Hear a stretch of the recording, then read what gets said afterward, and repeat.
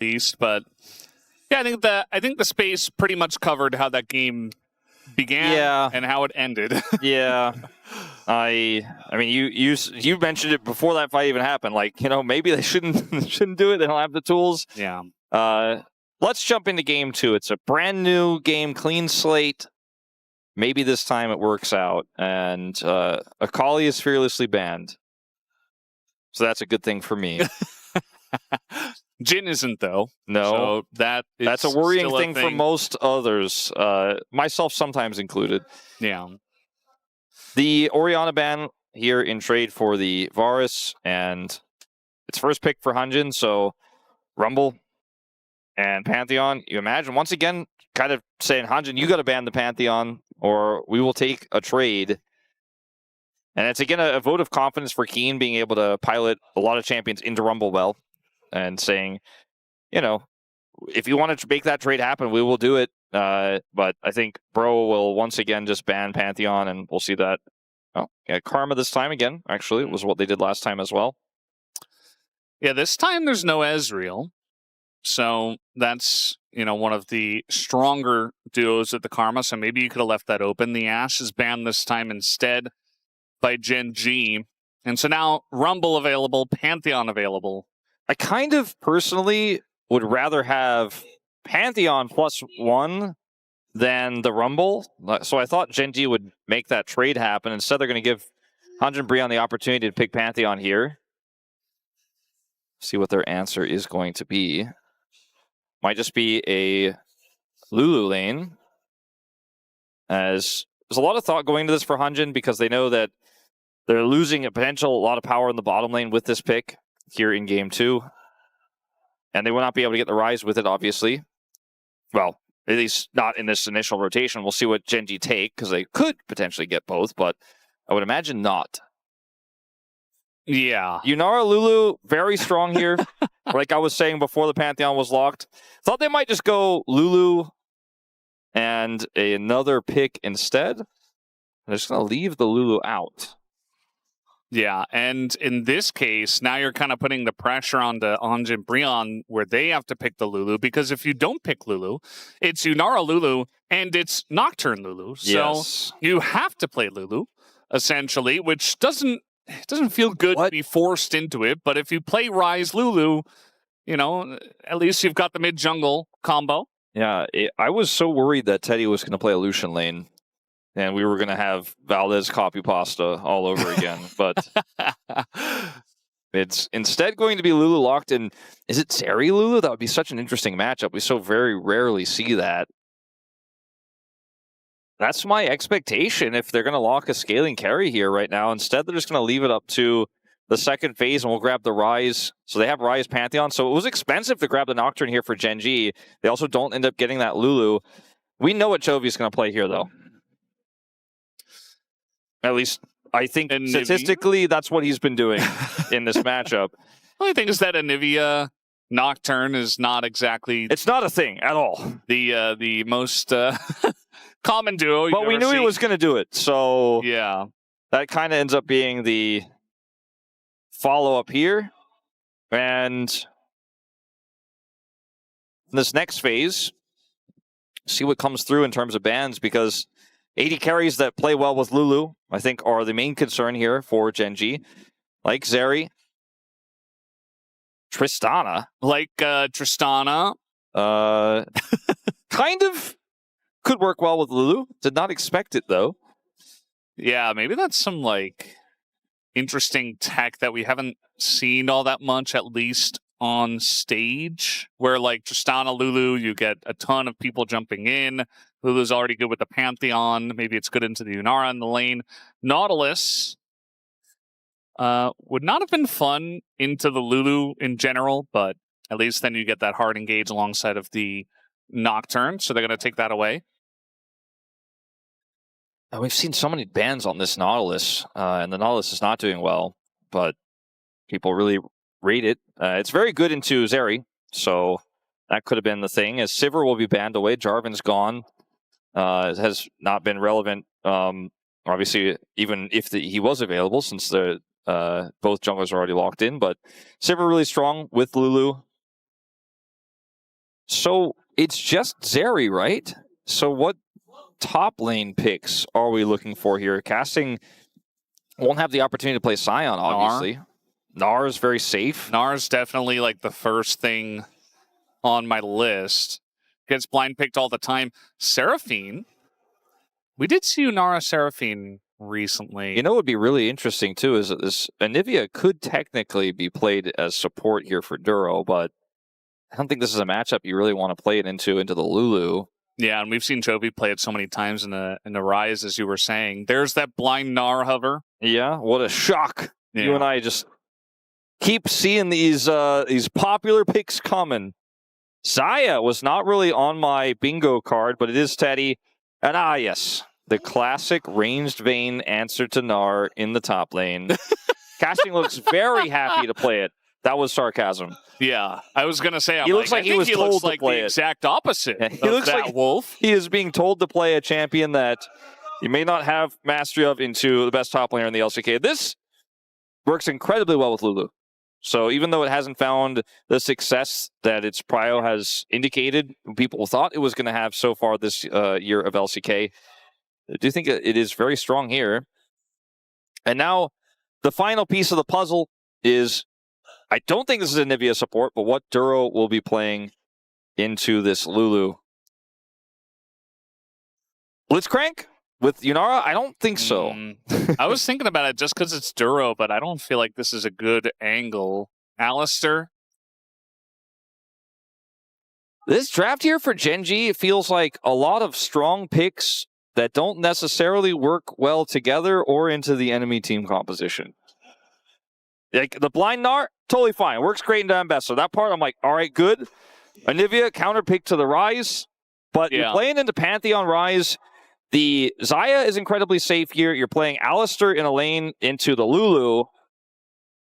And you just don't have power pre-6 with your Nocturne to fix that problem? Yeah. It felt like we were waiting for the last pick, right? The final pick to really weave everything together to make us all breathe a sigh of relief and say, Gen.G knew what they were doing the whole time. Instead, we were like, left kind of scratching our heads. I mean, as you mentioned, every pick individually feels great, feels fine, but even like the Yunara Nocturne 1-2, I think was pretty good as well. It's a duo we've seen played together many times, but the Alistar last pick here, it definitely feels like he just went for, give me your basic, like, support, anything. Like, I'll just play whatever you have. It's going to give them a nice front line later on for this Anivia to do damage. Obviously, Kiin's an extra damage threat, but you take the nameplates off, I feel really good about what we see here on the red side. Yes. Tons of threats, lots of synergy here for HANJIN BRION. Surely this time they get it going in the big game. Let's find out.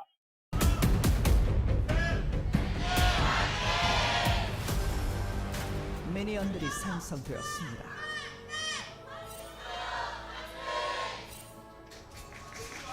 All right, game number 2.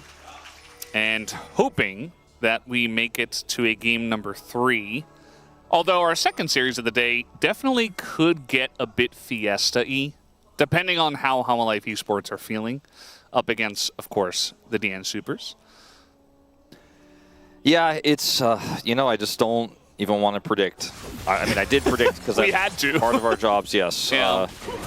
Who did you predict? I predicted Hanwha, but yeah, so and I do think they will win, but I also do think that I don't know anything this season in terms of the power levels of teams lining up to what our expectations are. All my predictions so far this week have been great. I'm 2-0. Yeah, you got that Nocturne one correct. Yeah, but I got the KT one correct as well, but I did not feel like I was in the know while I was watching it. Yeah. As Duro is actually doing Alistar things a little bit here. That's what you kind of have to do. Minions getting his AD carry level 2 first. Yeah. Now Duro is a real champion. Debatably. He can actually press his buttons together now. Yes, he does have somewhat of a combo. Luckily for him, he got level 2 first, and they were able to push the wave in, so he can operate around this bush now. So it's not just Namgung saying, haha, you can't hit me unless you press your buttons and take a bad trade. So this is a pretty good thing. My boy Daystar yesterday really felt the pain of playing Ryze into Anivia.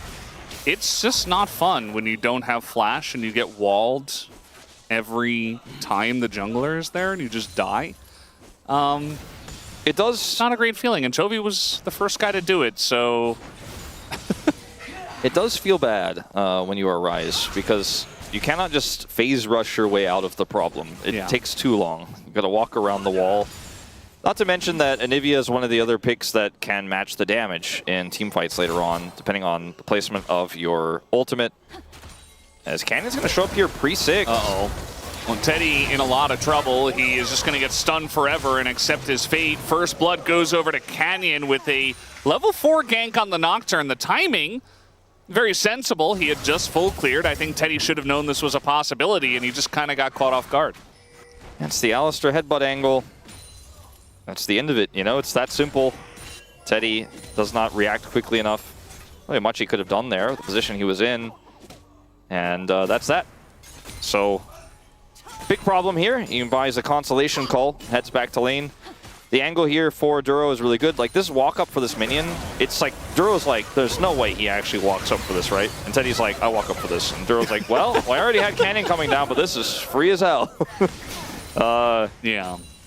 I mean, like, again, Teddy didn't know the gank was coming, but like you said, could have probably sussed it out with the winning lane they had down there. The timing, the Alistar playing aggressively on the final minion, like, I think you just have to respect it, you know? As casting is okay because he's Ambessa and has 8,000 dashes, but Canyon making his presence felt kind of everywhere around the map. Feels very good that he's able to get a good start. And, I mean, Bro got an excellent start in game 1, and if they still lost that one, and Gen.G get a better start this time, I do worry for their chances. Let's not trivialize the game state at 4 minutes, you know? But that's what I'm all about. I know. That's what, I'm trying to be a little bit more cup half full, even if it's like so difficult without Mauhaus, isn't it? Yeah, I'm trying to kind of, you know, look at his past. It's only a 6,000 gold lead, you know, type of calls that we'd like try to give hope. Duro has Hex Flash, which is a scary prospect, but I'm going to tell you you're going to be fine here, I think. Okay, I said it was half full. I'm kind of feeling like it's 1/3 full, which is a lot of credit for Bro in this situation. I'd say the cup is 1/3 full. There's a way back in. Unfortunately, Canyon got a kill early, and that's before he even has his ultimate, so he's already going to be getting speedy ultimates and will be impacting the map everywhere. That's not supposed to normally happen, but it was a Duro play. I feel like a lot of my feeling comes from tempo vibes as well, where it's like, this is Gen.G, you're giving a Nocturne a first kill when you have Ryze Pantheon. Like, you guys should be the ones setting up plays, and yet you're getting played on at this point, and after the way that game 1 went as well. So definitely looking for Bro to show me something a little bit better here in game number 2. Looks like Kiin is having a pretty fun time in this top lane as expected. Yeah, and there's just no good news. It's all blue in the gold leads at the bottom of your screen. And this bottom lane was supposed to be in good shape, but they don't even get the Cull cash out advantage later on since Ruler also bought one. And this is going to be a composition that ages very well. On both sides, you could say. The Xayah scales really well. The Ryze can impact the map, but... All right, going in on the mini Gnar is casting, but Canyon is nearby. Both junglers level 5, so kind of an awkward time. It looks like they wanted to fight for the Scuttle Crab for level 6. As casting might just have to flash here as he's getting extremely low. Wants to hold on to it, and he will be able to, just barely. The shield coming in clutch there as Ruler, a bit of a greedy back, but I don't think he gets punished here. Feathers, going to take a bunch of damage. They do want to force some kind of a summoner, but he's not going to budge on that front. Yeah, that's Ruler for you. He knows that he can back there probably. Unfortunately, does end up in a pretty bad spot health-wise, despite not having to use the summoners. He's like, I can get out of this. You can, but does it mean we'll be able to get this cannon, I think, pretty easily. And nothing will really come of this as Duro shows back up. And he's got, like, gets the heal there from Duro. Almost doesn't even have to back, but will do so. He actually stopped it. He did stop it. You saw it coming, Wolf. Yeah. He's like, no. I'm totally safe. It's Not gonna give a plate. Xayah Lulu. They have no pressure on me. I'm chilling. And he's like, the thing about the Yunara in these types of fights too is as long as he's not polymorphed, he will press R and do oodles of damage in the 2v2 with a little bit of help from Duro.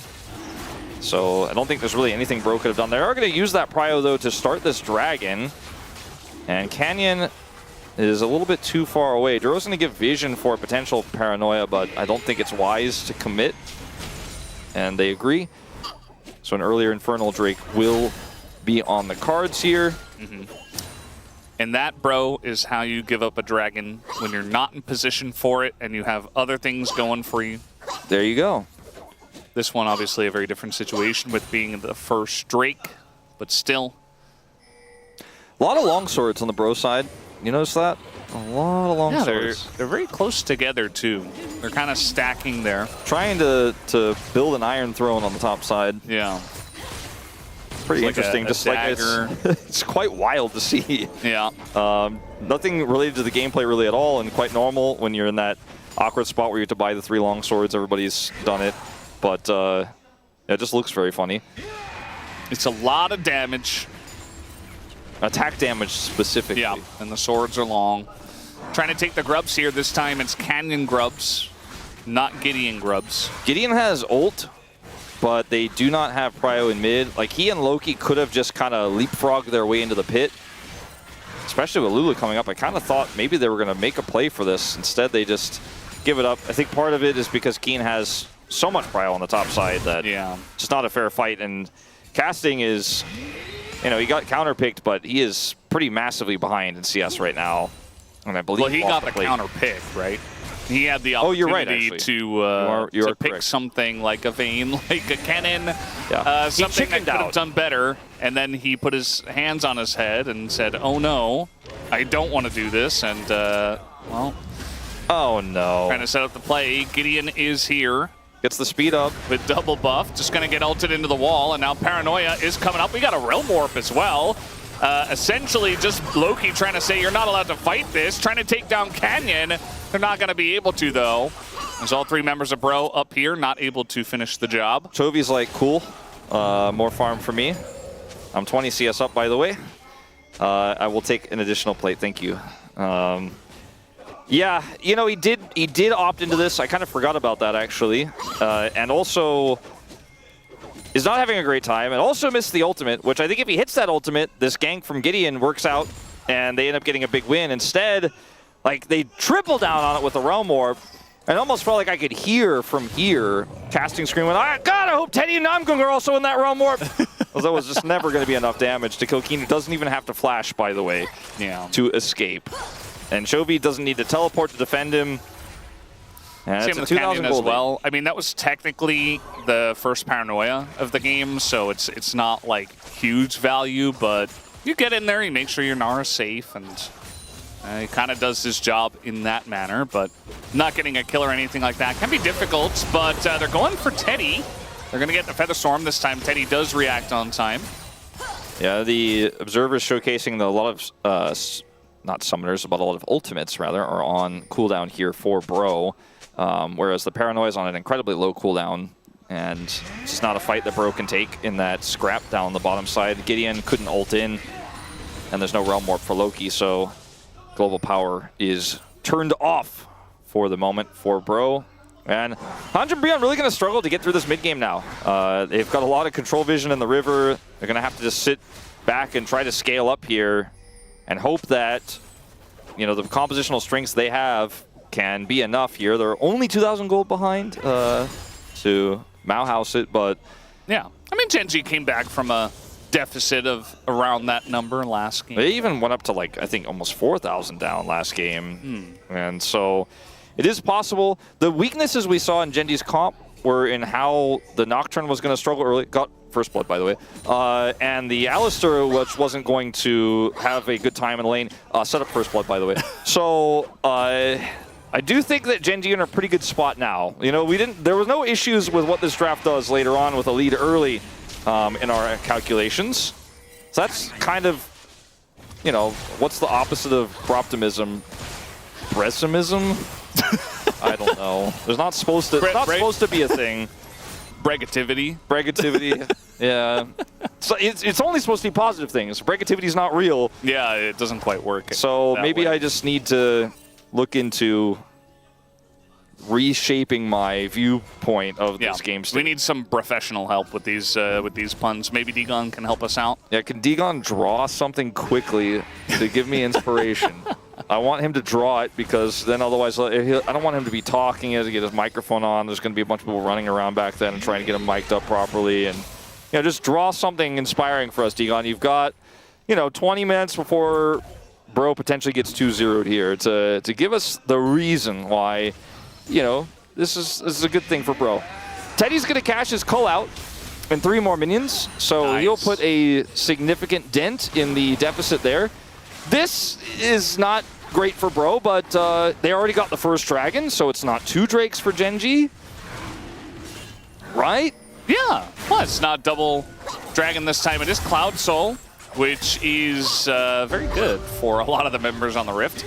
In this one, Chovy gonna find himself a Ryze. Gideon is right there. Now there's a wall, and Loki's like, well, I can't go left, and I certainly don't want to go right. Tries to Realm Warp, and he will get out with the help of the Wild Growth, but Gen.G are just running their jungle right now and running them down.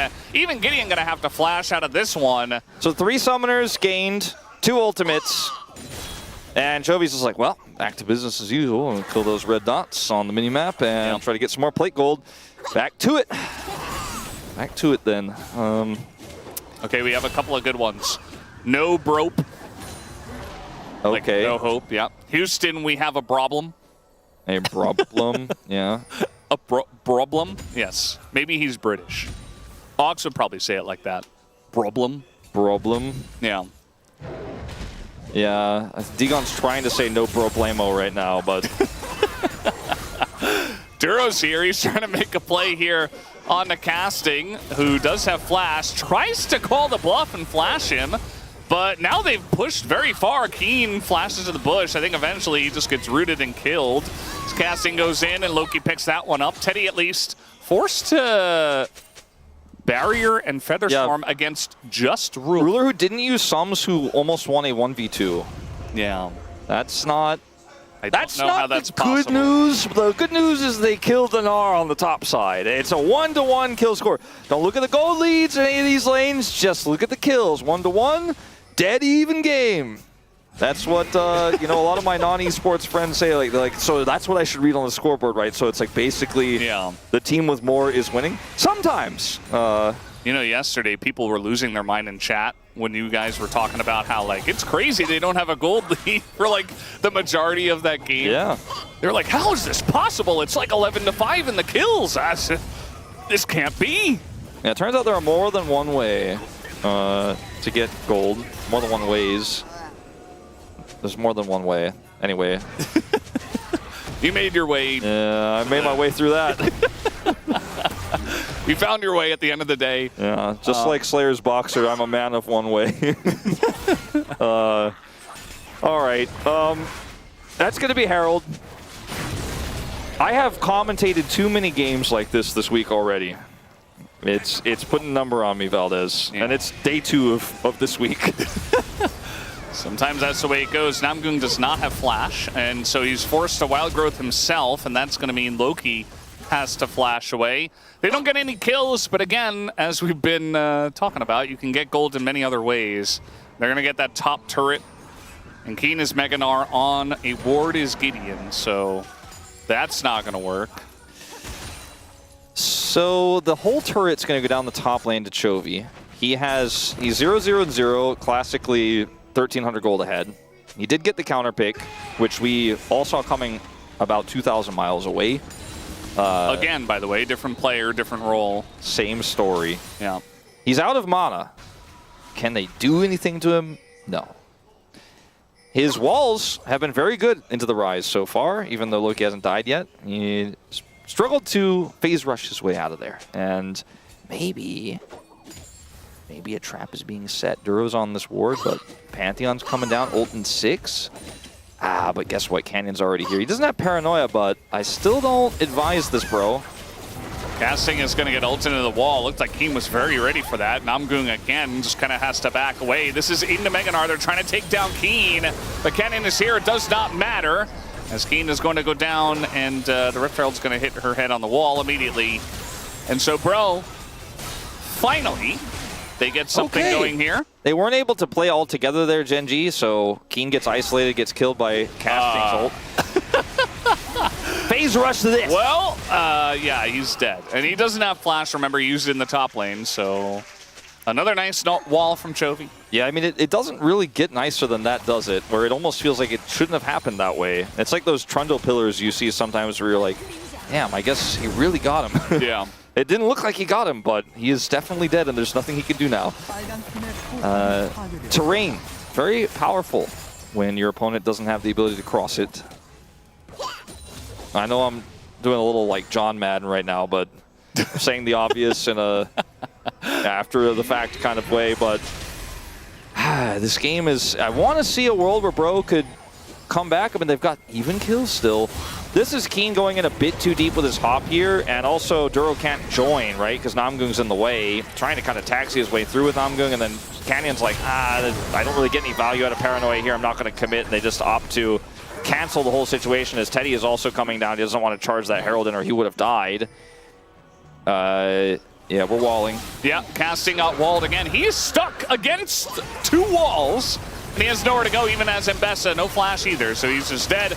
And now we got a wild growth on 3 people, but GIDEON is alone against 5. So a couple of kills go the way of Gen.G as they get him down in the bottom lane.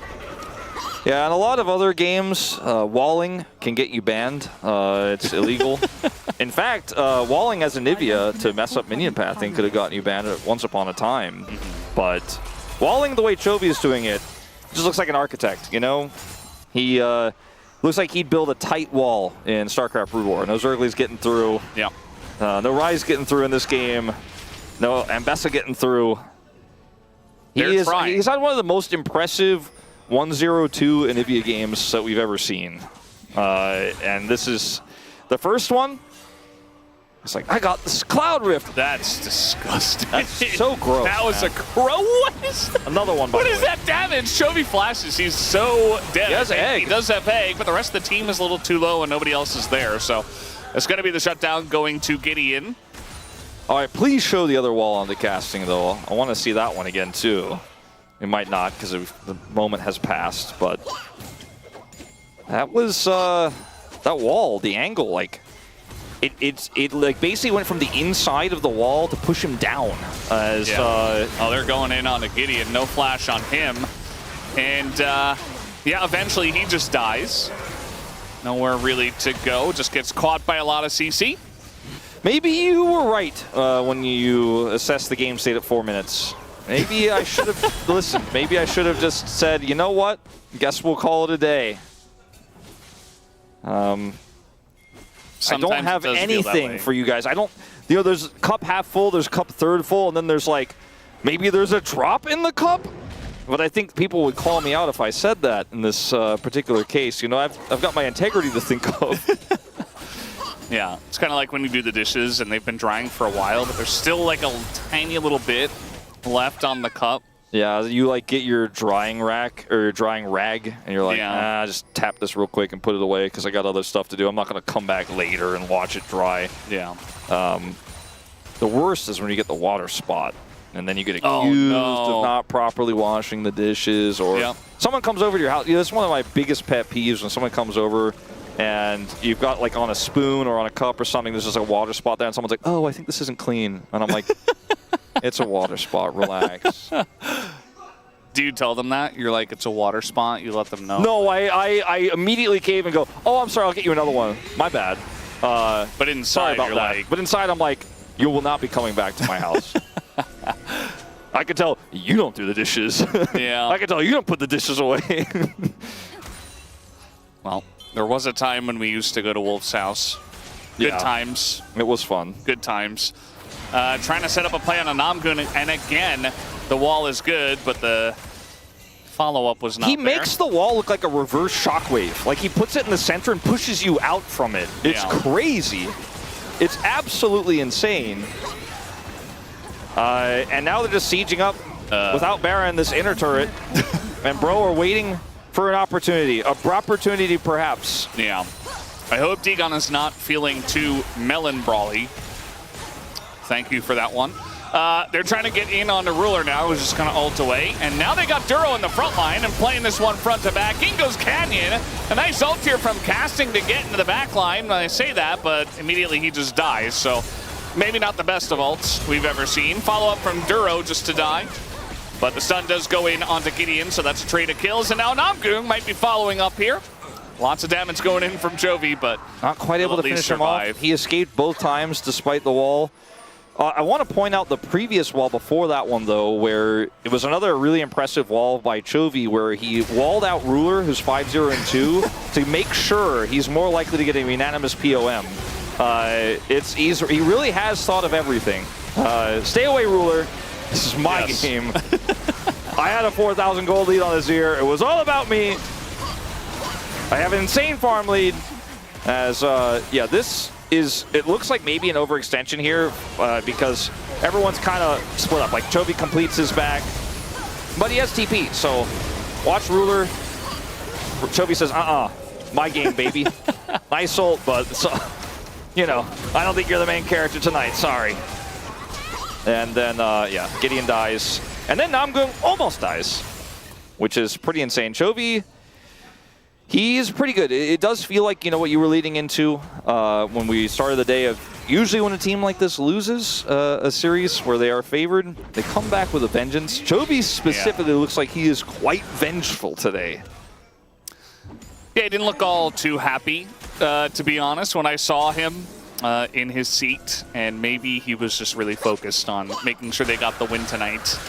And he's playing excellently. You can tell the rest of the team also following up on that. And now they have a 10,000 gold lead and Baron. So Gen.G just doing Gen.G things after getting, you know, frankly embarrassed by Bro the last time we saw, you know, the 0-2 against Bro and also against DK recently. So Gen.G have a lot of making up to do in their minds, I'm sure, and this is definitely a good way to get it done. They were behind in game 1, but at least they won. And they don't have a loss in the column. They were ahead, and it turned out a little bit differently. Another wall, by the way. Yeah. Using the inhibitor against him as well. Trying to get on top of Ruler here. Actually, the combo very nice on a Ruler, but the shields come through. They finally do get him. But Chovy is the real threat, I would imagine, as Canyon frontlining. The wall is gigantic again, and Chovy is just tanking everything. They eventually do get on top of him, and Chovy will be forced to flash away. Casting. Oh, he actually gets the kill right before Gnar. That's kind of unfortunate for Kiin, and now Chovy's in a bit of trouble on the run here from Casting, who does get the egg. Canyon flashes the wall, and with the fear and the front line, may have just saved Chovy's life, and Casting is not very long for the world. It's not a clean fight, but Gen.G will still win it. Yeah, Chovy, I don't think needs to come up here to secure this inhibitor. The cannon minion will do it alone. It's just going to go get CS because it's Chovy. This wall is fantastic, right? They have such good siege here. The problem is that Ruler gets caught, and he does not have really the ability to escape. Flashes late. And so then they go into the back line here, but Teddy's still alive. He pumps out a lot of damage in this fight. Chovy also does, by the way, insane amounts of damage. Crazy here. And Casting has that great play as well to snap back and grab the kill. Right there. But Chovy has egg. So, you know, watch also this Q from Chovy as he waits for the dashes from Casting. And Canyon saying, get down, Mr. President. Look at this. He's like, all right, you used all the dashes. Now I stun you and kill you. Yeah. No, he was ready for that. And, again, not the cleanest fight, but at the end Look of the at day, Chovy's face, by the way. He's not angry anymore. He's having fun now. Little smirking. Small smirk. Yeah. Well, this game is still ongoing, technically speaking. Bro, they have 3 items for Teddy. I know it's a whole item under Ruler. We had the graphic earlier, but he's got 3 now. Ryze will eventually actualize. Is it really actualizing if you're this far behind, or is it like What's the opposite of actual? Like, maybe it's more just like fake visualizing, and you know, they always say to visualize a positive situation. That's what we've been trying to do. You know, yeah, that's what. Maybe he's like visualizing an actualizer, but that's what Degon's doing right now, I think. This time it's just not coming true. He's listened to all the gurus, and now we have belt on Anivia. He's got to get closer to hit those walls. Yeah, I mean, he hit that one. It's nice tech. I mean, all these champions where we see Rocket Belt nowadays, where we never used to see them before, I'm like, oh, you know, like he got a little close. That was good. Or he like escaped a little bit because of it. Yeah. So much utility out of that item outside of the stats. As pressing the paranoia button just to scare them. They are scared, I think. But they will hold their ground firmly as they lose this inhibitor turret. For Bro, you just gotta have to hope that they make a mistake. That's all you could really do. And you were able to sort of win a fight in the bottom lane. I mean, I think for Bro, that's as close to winning a fight as you're gonna get. You defended your Nexus. The game didn't end. Chovy also bought a very dangerous book.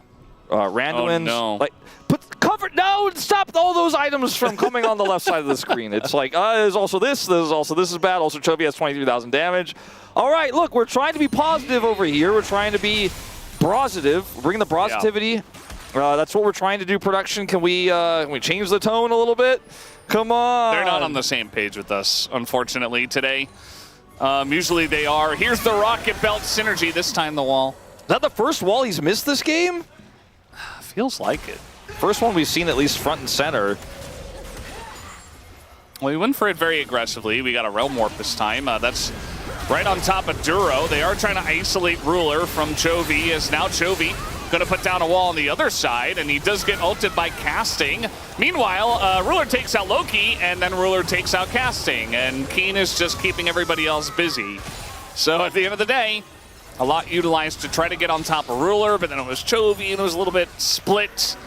And now they're trying to get out of here with a bunch of backs. They might be able to do so as Chovy TP'd in to try to end this game, and he might just wall them out. This is actually just so troll, but it's actually smart, like really actually smart. Yeah. But it is also actually very, very funny. All right. I mean, not if you're a Bro fan, that's sad. Oh, here we go again. Rocket Belt and Teddy. Okay, they're going to flash on top of Ruler here. They take him out, but they have not taken out Chovy, which is really the main problem. He gets the GA out of the Pantheon, and then he gets the stun on the other, and Canyon's like, all right, I'll take the kills. That's cool. Does get the kill on a Gideon as well, but Chovy. Casting and Loki have respawned. Yeah, they're going to have to back away here unless Chovy's pretty low on mana, but I mean, he does have a fully stacked Seraphs, so he's got a decent amount of mana. Chovy is like, yeah, no, it is actually an assassin champion. Yeah, you take electrocute, and then you see somebody, you wall them, and they blow up. It works really well when you're 4,000 plus gold ahead as well. It's quite good. As casting is able to finally cross the wall. You see that Gen.G are taking the Baron in live, but I don't have enough damage to take out Chovy. Kiin is 1v3ing over here, as Teddy just does not have the damage just yet to really punish him. And Teddy gets walled here. Gideon, really nice save. Comes in and blows up Ruler, and that's a lot of the damage gone. Chovy is like, nah, I still got this, but unfortunately does not quite have enough. He almost does. And Nocturne goes in deep. Yeah. They get the respawns. Second Canyon shows up. It's kind of just Brover from there. And Gen.G did get that Cloud Soul. They have Baron. Chovy has Egg, so it's kind of a problem. Okay, try to kill him. For optimism here, though. Couple of inhibitors are up, and they can try to just defend mid. And then what? With the inhibitors defending the other lanes. I'm trying to see what, you know, I'm kind of... Yeah, so what's going to happen is Chovy one time is going to rocket belt forward. He's going to get immediately public execution by casting, and then the follow-up from Gideon. Oh, I thought you were going to say he was going to perfectly wall a flashless Teddy and kill him. But no, that wouldn't happen. Okay. See, missed his wall right there. All right, yeah. Yeah. No, there's still a chance. And this turret, It's trying its best. There's the rocket belt. Loki, though, does more damage to Chovy than he does to him. As Gideon goes in alone, and the Paranoia does a very effective job at zoning them. And the flash wall this time is very nice. And that's going to get everybody up against the wall. As Casting did at least get in and stop the ult of the Anivia, but it's really just a consolation prize. This Nexus is going to go down, and Gen.G, not fooling around this time, do pick up the 2-0 on HANJIN BRION. Yeah, a very weak early game in game 1. In the game 2 draft, we were worried about how the early game might look